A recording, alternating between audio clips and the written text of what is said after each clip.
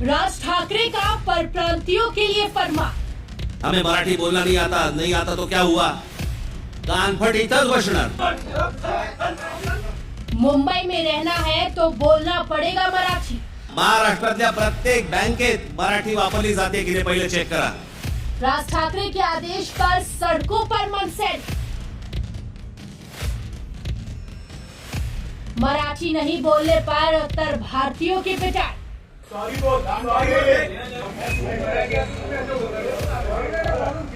महाराष्ट्र की सियासत में एक बार फिर से हलचल है और इस बार मैदान में उतरे हैं राज ठाकरे और एक बार फिर से परप्रांतियों और मराठी भाषा का मुद्दा लेकर मुंबई में जगह जगह मराठी ना बोलने पर राज ठाकरे के कार्यकर्ता उत्तर भारतीयों की पिटाई कर रहे हैं।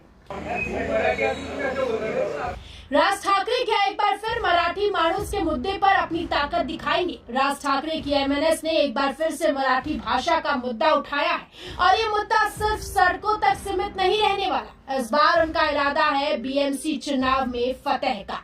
कुछ ही दिन पहले गुड़ी पाड़वा के मौके पर राज ठाकरे ने धमकी दी थी और हम सबने सुना था उनकी शब्दों की गूंज। आज चौ बाजूनी महाराष्ट्राला सर्व बाजूनी विळखा पडतोय, मराठी माणसाला विळखा पडतोय। हा विळखा तुम्ही ओळखला पाहिजे।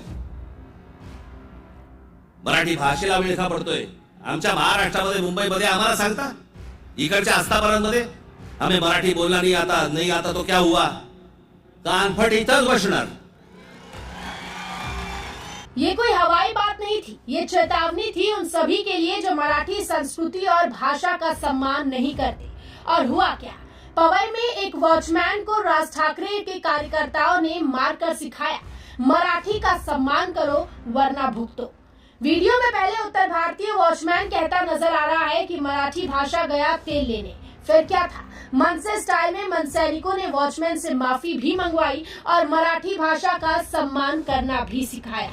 जरूरी नहीं मराठी, नहीं मराठी जरूरी नहीं बोलेगा, मराठी जरूरी नहीं बोलेगा।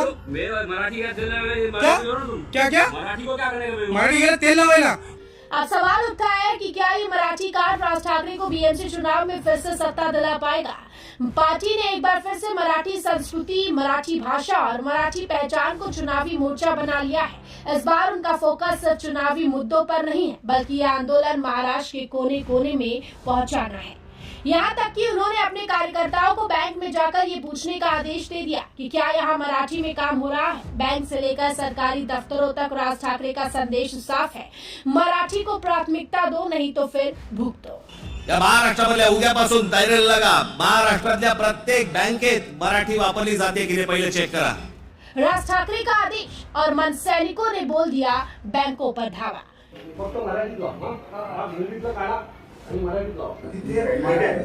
दोघे तुम्हाला देतोय, तुम्हाला दगड पाहिजे की पुष्पाचं फूल पाहिजे गुलाबाचं, आणि तुम्ही ठरवायचं, बरोबर आहे ना। गुड़ी पाड़वा रैली के बाद जहां राज ठाकरे ने मराठी के मुद्दे को लेकर शक्ति प्रदर्शन किया, तो वहीं अब एमएनएस का अगला कदम बीएमसी चुनावों में है। पार्टी का पूरा फोकस अब मराठी अस्मिता को लेकर है और जैसे जैसे चुनाव नजदीक आ रहे हैं, उनकी पार्टी ने एक बार फिर से पुरानी रणनीति अपनाई है। कुछ ही दिन पहले आरएसएस के वरिष्ठ नेता भैयाजी जोशी के बयान पर बवाल मचा था, जिसमें उन्होंने कहा था कि मुंबई में रहने के लिए मराठी सीखना जरूरी नहीं है। इस बयान ने तुल पकड़ी बहस ने मुंबई के घर घर में यह सवाल खड़ा कर दिया कि क्या मुंबई में रहने वाले सभी लोगों को मराठी भाषा सीखनी चाहिए। मराठी सिनेमा और थिएटर के लिए राज ठाकरे का समर्थन भी अब चर्चा का विषय बन चुका है। उनका कहना है कि मल्टीप्लेक्स में मराठी फिल्मों को प्राइम टाइम स्लॉट मिलना चाहिए। उनका मानना है कि मराठी कला को अधिक से अधिक दर्शकों तक पहुंचना जरूरी है। लेकिन ये सब सिर्फ एक राजनीति शो के तौर पर देखना आसान नहीं होगा। जो राज ठाकरे ने 2009 में 12 सीटों पर जीत हासिल की थी, वो राजनीति का खेल का कुछ और अलग ही रूप था।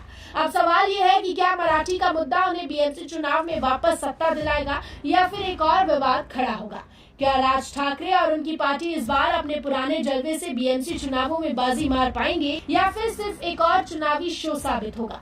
महाराष्ट्र की राजनीति में ये एक अहम सवाल है। आप क्या सोचते हैं? क्या मराठी भाषा का मुद्दा पार्टी के लिए शक्ति बनेगा या फिर झुकने का कारण? कमेंट कर जरूर बताएं। Bureau report, metro Mumbai.